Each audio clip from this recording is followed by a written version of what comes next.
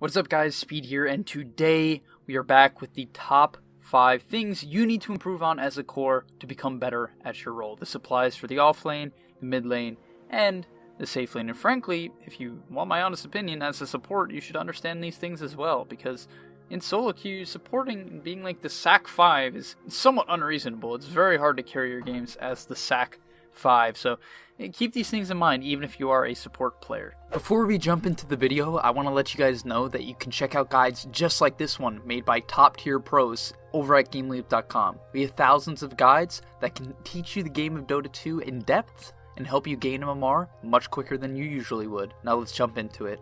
First off, I just want to say as a side note, positive and mental attitude is the most important thing in Dota for any role. I'm leaving it out of this list because I want to focus on specific ways you can focus on these 5 aspects of actual Dota rather than your mindset.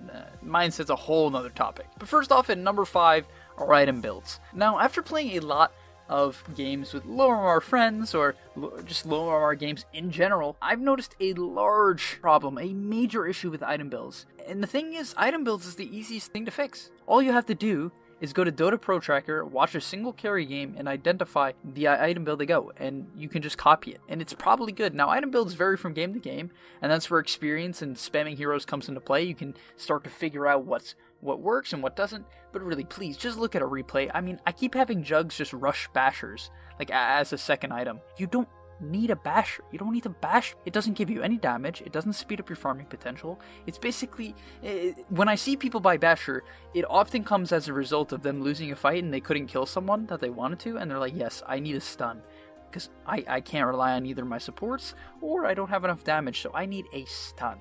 You don't need a stun. You need more damage. You need more survivability, because in fights, often the way to get on top of people is to actually exhaust their resources by either being tankier, faster, etc. And really, look into your item builds. It matters, especially for you core players who have more items than the rest. Next up is farming patterns. Now, farming patterns actually relates to my number 1 point. But the thing is, I mean farming patterns for specifically the laning stage and heroes in the early game when they're bouncing from camp to camp in particular, especially for jungling heroes, right? If you were playing a hero like Alchemist, I've stressed this idea before, but just the simple task of pushing in an even wave, meaning killing the wave that spawns at 2 or 3 minutes, and then farming the side camp, changes your farming efficiency drastically, right? Drastically. So watch your recent replay and see, when did I take the camp? Where did I take the camp? Have I been walking around for 15 to 20 seconds? Because often what you'll notice, and time again, please just look at one game and you will notice yourself walking around for 10 to 15 seconds, not hitting anything. If you get this out of your game, you will rise MMR rapidly as a core. You cannot even waste 3 seconds walking to your next camp. In fact, if you guys know what attacking moving is, you should literally be attack moving in the direction of the next camp you're going to be farming. I recommend try that out. Try that out, all of your core players. Attack in the direction of your next camp. If you don't do that, you will realize, I have no clue what I'm doing next. And you need to know what you're doing next so you can get to your next item, right? You can't be getting Radiance at 28 minutes on Spectre. I'm sorry, it's just not good enough. Next up is creep aggro. Now I've talked about this topic a lot in past videos. It's somewhat complex, but my gosh, is it crucial for the laning stage. If you do not understand creep aggro and its benefits, you are not going to win lanes you should. You're going to lose lanes you shouldn't. Everything is just not what it could be, right? I recently watched a Broodmother game of a player in the Discord, and I was going to potentially review it for this YouTube channel, but what I noticed is he kept tanking auto attacks from a Tinker, and just lost all of his HP because instead of drawing the creep back by right-clicking the Tinker and then walking backwards with the creep, instead of doing that, to avoid being in the Tinker attack range, he simply auto-attacked the creep, or would go up for the last hit right exactly where the creep was. And what happens is, you get auto-attacked, and auto-attacked, and auto-attacked. If you're a hero like Animage, and you don't use creep aggro, you're gonna get beat down. It just doesn't work. Not only that, if you're a hero like SF, it cannot even be for defensive purposes, but also for offensive purposes, to drag the creep closer to you so that it's easier to last hit, or maybe takes a tower shot so it gets in last hit range. This is so versatile. If you have not considered this topic, please look it up on YouTube. Hopefully there's something out there. Maybe I made something out there, I don't remember. But look up this topic and you will notice how potentially crucial it can be. Start practicing it now if you haven't. I feel like it's literally everything for the laning stage. When I play against any sort of ancient and below player, it's just like they don't use it, or they don't know when to use it, and the lane's just free. It's just free because I get every last hit for free. I hit them like 8 to 10 times when they're going for a single last hit. Trust me, practice creep aggro. Next up is last hitting. Like, you just have to be better at that's it. Just get better at last hitting. No joke. You can get to ancient by having decent mechanics, a positive mental attitude, and being good at last hitting. If you simply practice last hitting, and you know how many ways there are to practice last hitting?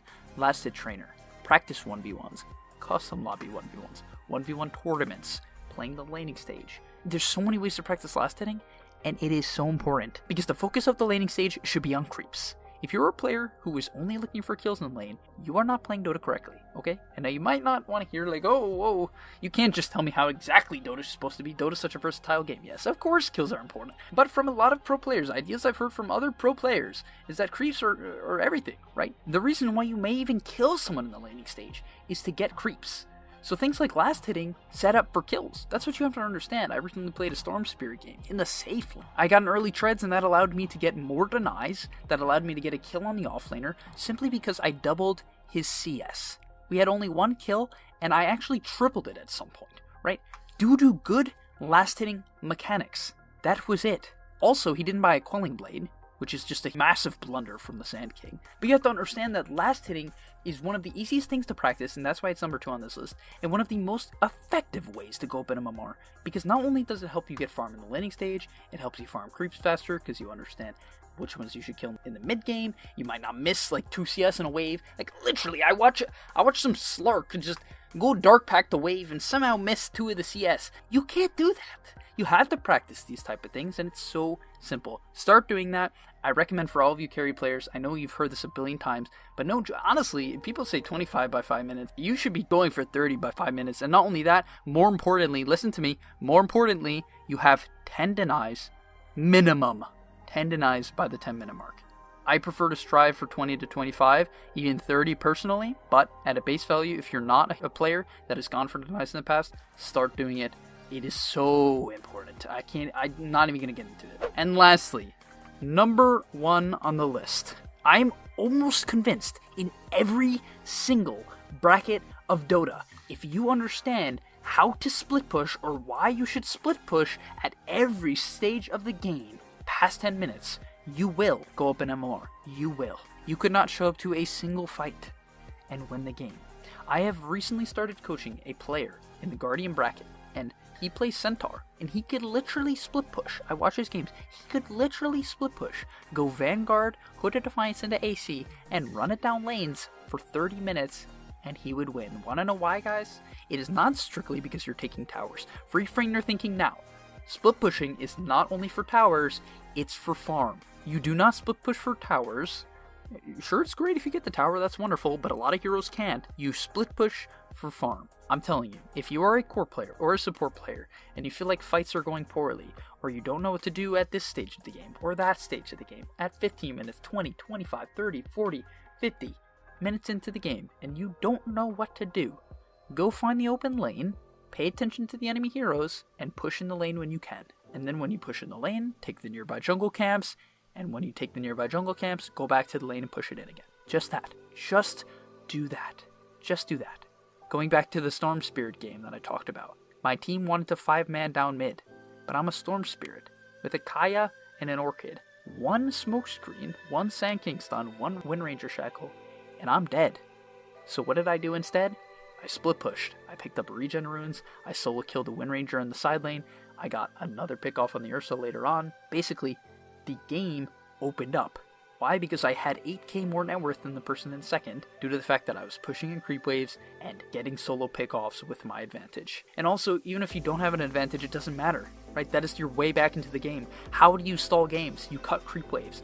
Let's say in the case that they're pushing mid, what should you do, guys? Listen, you split push, but in their lane. You cut the next wave mid. If they were pushing mid, you kill the mid wave behind them. This idea of split pushing is literally, I'm starting to think it's almost everything for solo queue. It's so effective because the method for solo queue is having more items than everyone else because games last long. It's very uncommon to see games be really short, unless you've had the game of your life, someone's feeding, which I guess is fairly common, people feed a lot, or you just happen to have some weird push strat, right? But the point is, start split pushing, do it now, go run down the lane, and you will notice the benefits. In fact, buy yourself a ward, throw it down at the shrine, throw it down on a high ground, see who's coming, and not only that, the last thing I want to say about this is when you split push, you open up good fights. Not only do you bring people back to you, which is the known benefit, right? Like if you're split pushing as AM, you get 1% of TP back and you join the fight. But also what happens is that you break up the map before fights even start out. Like if you're wondering how to secure your carry farm, or secure your mid laner farm, or secure your offlaner farm, for whatever reason, just go far away from them. Don't save them. Don't try to prevent some gank. Don't try to read some gank. Just go far away from them and shove the enemy side of the map. Split pushing can be used offensively, for farming, for defensive purposes, to set up kills. It does almost everything. So start doing it. Pushing lanes, and you're going to notice results. Thank you guys for watching. If you enjoyed, please do like and subscribe. And of course, leave a comment down below on whether or not you think there is some idea that I missed that core mid laner and off laner players should be using or should be practicing to get to the next level. Thanks for watching, and hopefully I'll see you in the next video.